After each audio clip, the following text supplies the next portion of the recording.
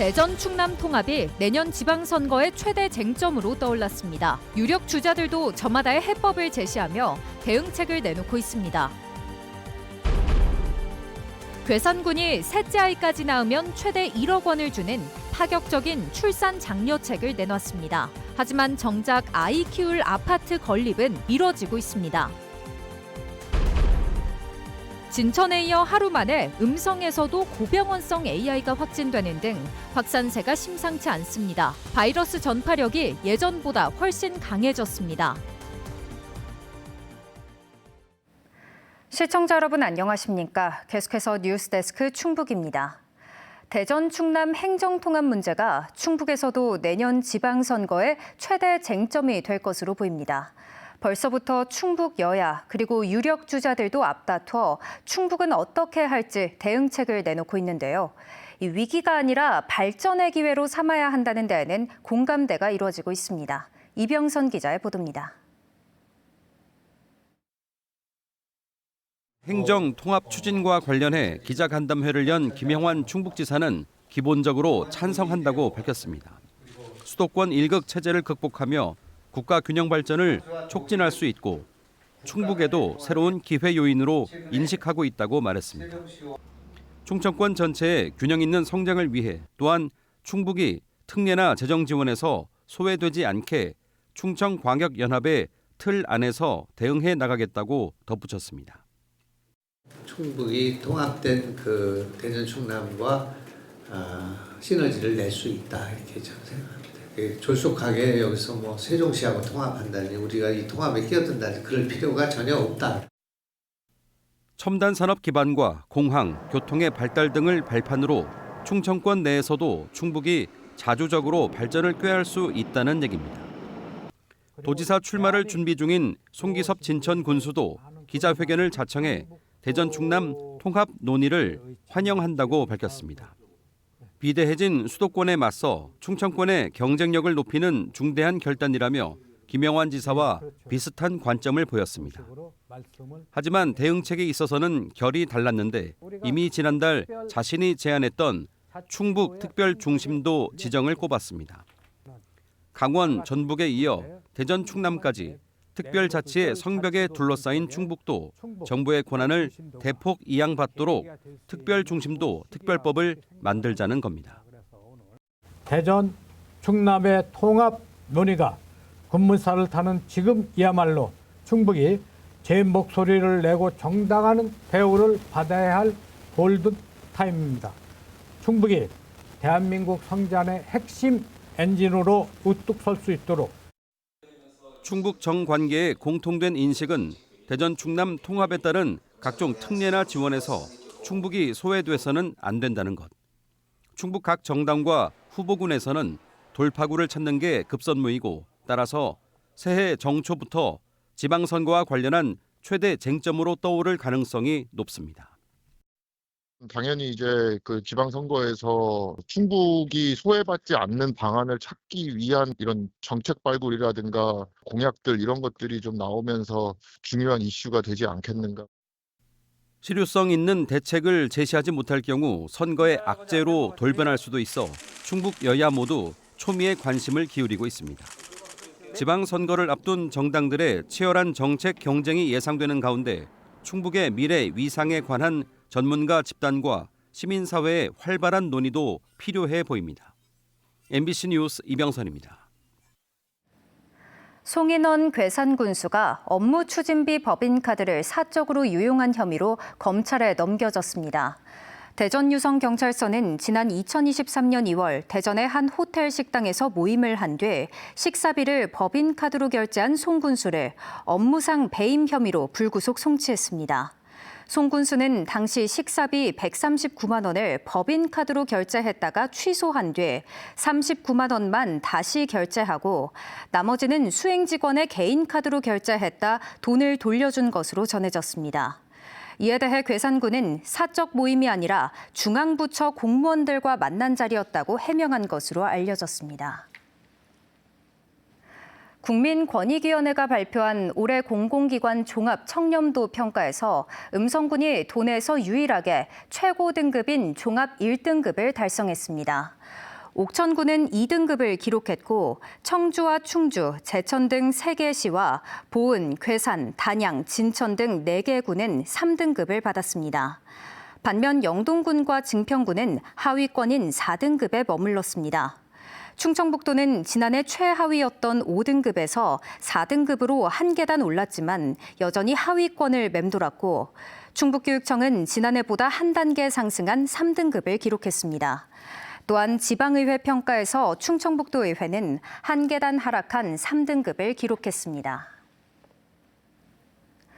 주소를 옮기면 수백만 원의 지원금을 주는 지자체들의 인구 늘리기 경쟁 소식을 어제 전해드렸는데요. 이번엔 출산 얘기입니다.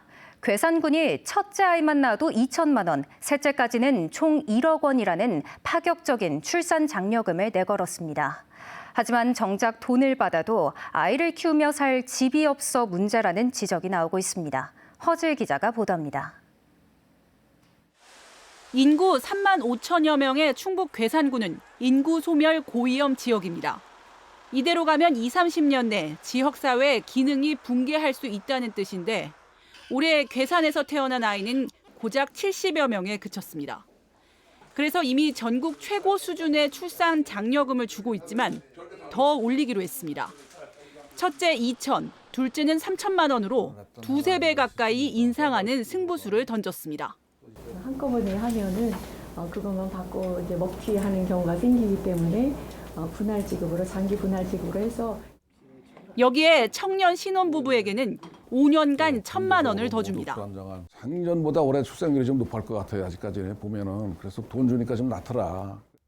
하지만 정작 문제는 돈이 아니라 집입니다. 젊은 사람들은 아파트를 선호하는데 살 집이 없다는 겁니다. 아파트가 좀 많이 들어오면은 이제 사람들이 더 많이 몰리고 그런 것들이 연결되어서 좀 경제 여건도 더욱 좋아지고 1,800여 세대 규모의 미니 복합타운을 조성하려던 계획도 시공사인 LH의 상황이 발목을 잡고 있습니다. 부채 감축 압박을 받는 LH가 3기 신도시 등 수도권 공급에 집중하면서 수익성이 낮은 지방사업장은 뒷전으로 밀려난 겁니다. LH도 지금 거기도 빚이 많고 경기가 좀 이렇게 불투명하니까 못 짓고 있어요. 그것만 다 지면은 우리는 뭐 인구는 안 준다고 보는데. 파격적인 지원금을 줘도 살 집이 없으면 결국 정주 여건이 좋은 인근 도시로 떠날 수밖에 없습니다. 지방 소멸을 막겠다며 지자체는 곳간을 털고 있지만 정작 균형 발전을 위한 주거 인프라는 늦어지고 있습니다. MBC 뉴스 허지입니다. 보은, 옥천, 영동 등 충북 남부권의 고령화와 인구 부양 부담이 충청권에서 가장 심각한 것으로 나타났습니다. 충청지방통계청이 발표한 인구 통계에 따르면 지난해 충북 남부권의 65세 이상 고령 인구 비율은 36.8%로 충청권 8개 권역 가운데 가장 높았고 유소년 비율은 6.6%로 가장 낮았습니다. 이에 따라 생산 연령 인구 100명이 짊어져야 할 총 부양비는 76.7명으로 가장 높게 집계됐습니다. 이는 부양비가 39명 수준인 대전이나 충남 북부권과 비교하면 2배 가까이 높은 수치입니다. 좁은 골목길에서 길을 비켜주지 않는다며 60대 차량 운전자를 밀쳐 숨지게 한 오토바이 배달 기사가 구속됐습니다. 청주지방법원은 오늘 30대 배달 기사에 대해 도주의 우려가 있다며 구속영장을 발부했습니다. 이 남성은 지난 4일 청주시 복대동의 한 골목길에서 마주오던 차량 운전자와 시비를 벌이다 운전자를 밀쳐 넘어뜨린 뒤 별다른 구호 조치 없이 달아난 혐의를 받고 있습니다. 피해자는 머리를 크게 다쳐 병원으로 옮겨졌지만 지난 12일 숨졌습니다. 충북 지역의 조류 인플루엔자 확산세가 심상치 않습니다. 진천의 메추리 농장에 이어 하루 만에 음성의 산란계 농장에서도 고병원성 AI가 잇따라 확진됐습니다. 방역당국은 이번 바이러스의 전파력이 예전보다 훨씬 강한 것으로 보고 차단 방역에 총력을 기울이고 있습니다. 전유정 기자가 보도합니다. 고병원성 조류 인플루엔자가 확진된 메추리 농가입니다. 입구에 사람과 차량의 출입을 통제하는 바리케이드가 쳐졌습니다. 방역 요원들은 드나드는 차량에 쉴 새 없이 소독제를 뿌립니다. 이물질이나 뭐 이게 묻어가지고 오는 거를 고압으로 해가지고 소독약으로 이제 떨궈내주는 작업인 거죠. 하고 저 안쪽에서는 2차로 또 소독약을 해가지고. 닭과 오리가 아닌 메추리에서 고병원성 AI가 확진된 건 이번 겨울 들어 전국에서 처음입니다. 이 농가에서 기르던 메추리 57만 마리는 모두 살처분된 후 매몰 작업이 이뤄졌습니다. 하루 만에 인근 음성군의 한 산란계 농장에서도 고병원성 조류 인플루엔자가 확진됐습니다. 출하 전 검사 과정에서 폐사체가 발견됐는데 검사 결과 고병원성으로 확인된 겁니다. 지난 16일 고병원성 AI가 확진된 괴산의 산란계 농장과 불과 6km 떨어진 곳입니다.